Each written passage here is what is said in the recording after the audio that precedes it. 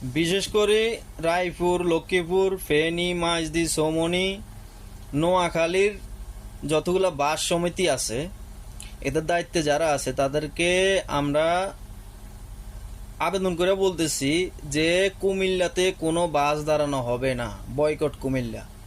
নোয়াখালীর থেকে যতগুলা বাস যাবে ঢাকার উদ্দেশ্যে এবং ঢাকা থেকে নোয়াখালীর উদ্দেশ্যে একটা বাসও কুমিল্লাতে দাঁড়ানো হবে না। হয় কুমিল্লার আগে দাঁড়াবে, না কুমিল্লার পরে, ফেনীর ভিতরে। বয়কট কুমিল্লা। আমরাও দেখব যে কুমিল্লার মানুষ এই যে বাতের হোটেল দিব হইতো না, আমাদেরকে ভাত খাওয়ায়, আমরা ওইখানে ফর্সা পায়খানা করতাম, ওগুলা পরিষ্কার করে চলতো না, তখন দেখবেন এরা যে নাকে সরিষার তেল দিয়ে কানবো। বয়কট কুমিল্লা, নোয়াখালীবাসী বয়কট কুমিল্লা। এবং কি কোনো বাংলাদেশ এই নোয়াখালী, চৌমনি, রায়পুর, লক্ষ্মীপুর, ফেনী, মাইজদি এই দিকের কোনো গাড়ি কুমিল্লা হোটেলে দাঁড়াবে না। যতজনে ঢাকা যাবেন কাউন্টার আগে জিজ্ঞেস করবেন গাড়ি কুমিল্লা দাঁড়াইবো, যদি বলে হ্যাঁ তাইলে বয়কট ওই গাড়ি, আর যদি বলে না কুমিল্লা দাঁড়াবো না তাইলে টিকিট কাটবেন। আমরা জনগণ, আমরা সাধারণ মানুষ যদি সচেতন হয়ে যাই, গাড়ির কাউন্টাররা, গাড়ির মালিক সমিতি এরাও ঠিক হয়ে যাব।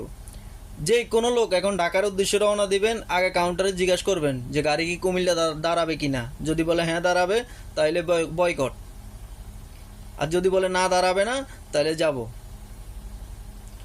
ওই যে ওই যে হলুদ সাংবাদিক আছে না, এক হলুদ সাংবাদিক ওই যে ঢাকা শহর ওই যে নোয়াখালীর মানুষ যে জনসভা করছে, তো বলতেছে যে নোয়াখালীতে কি আছে আপনারা যে বিভাগ চান, এগুলো তো হলুদ সাংবাদিক। তো আমি ওরে বলতেছি নোয়াখালীতে কি আছে, আমি তোদেরকে নোয়াখালী ইনভাইট করলাম, আই নোয়াখালীতে ঘুরা যা। আর নিউজ দেখোস নাই, বাংলাদেশের সবচেয়ে ধনী জেলা এখন বর্তমানে নোয়াখালী।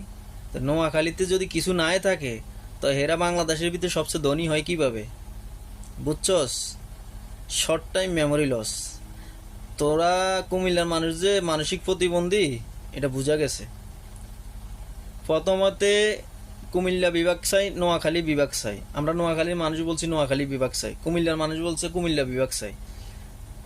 এত ঝামেলা ছিল না, ভিডিও বানানোর ইচ্ছা ছিল না। এখন ফেসবুক খুললে, ইউটিউব খুললে কুমিল্লার ইতররা শুধু নোয়াখালীদেরকে গালি দেয়। আজকে নিউজে দেখলাম নোয়াখালীর বাস কুমিল্লাতে আটকে রাখছে।